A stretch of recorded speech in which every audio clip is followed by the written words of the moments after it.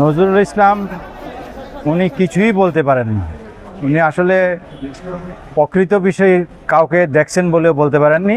ঘটনাস্থলের কাছে ওনার বাড়ির সামনেই হয়েছে, উনি কবুতরকে আদার খাওয়াইতেছিলেন, সেখান থেকে দেখছেন বললেন, কিন্তু কে কি করছে কিছুই জানে না। আর একজন নজরুল ইসলাম, তিনিও এলাকার সাক্ষী, আবার সাব্বির আলম খন্দকারের বেয়াইও হয় বটে, উনিও দেখেন তিনিও কিছু জানেন না। কে মারছে, কারা মারছে কিছুই জানেন না। সুতরাং এ বিষয়ে আমরা এখন পর্যন্ত জেরা করে যেটুকু পেলাম, তাতে আমরা আশা রাখি আমাদের ক্লায়েন্ট জাকির খান বেকসুর খালাস পাবেন। সাব্বির আলম খন্দকার কিন্তু এই সন্ত্রাস, মাদক, চাঁদাবাজির বিরুদ্ধে আপোষ করে নাই। সে তার জীবনের রিস্ক নিয়ে এই সন্ত্রাসীদের বিরুদ্ধে কথা বলছে, কিন্তু এখন সাক্ষী দিতে সন্ত্রাসীদের ভয়ে ভপকায় চায়। সাব্বির আলম খন্দকারের খুনিদের বিচার না হয়, তবে আর কেউ এই সন্ত্রাস, মাদক, চাঁদাবাজের বিরুদ্ধে কথা বলবে না। তারা বলতে চায় যে এই ঘটনার সময় জাকির খান বাংলাদেশে ছিল না। এই ব্যাপারে কোর্টের অবজারভেশনও আছে যে উপস্থিত না থেকেও খুন করানো যায়।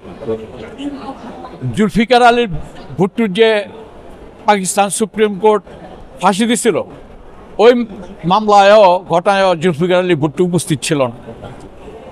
কনস্পিরেসি, ষড়যন্ত্র বিভিন্নভাবে হয়। সাব্বির আলম এই সন্ত্রাসের শিকার, এই সন্ত্রাসীদের শিকার।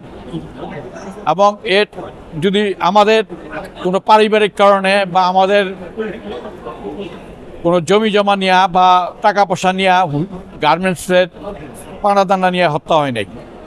ব্যবসায়ীদের স্বার্থ রক্ষা করতে গিয়ে, জনগণের স্বার্থ রক্ষা করতে গিয়া, চাঁদাবাজ, মাদকের বিরুদ্ধে কথা বলতে গিয়ে তার মৃত্যু হয়েছে। নারায়ণগঞ্জ চেম্বার অফ কমার্সের মিটিংয়ে, আইন শৃঙ্খলাকারী মিটিংয়ে অনেক বড় বড় সাহেবরাই আসতেন, কিন্তু সাব্বিরের মতো এত জোরালো কণ্ঠে এই সন্ত্রাসীদের বিরুদ্ধে, চাঁদাবাজদের বিরুদ্ধে, মাদকতার বিরুদ্ধে কেউ কথা বলে নাই।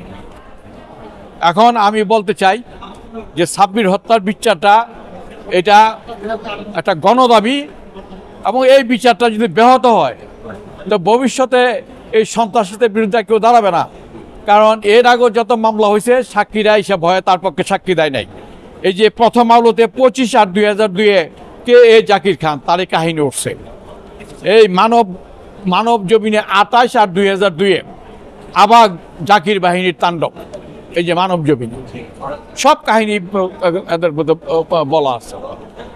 এখন এই যে চেম্বার অফ কমার্সে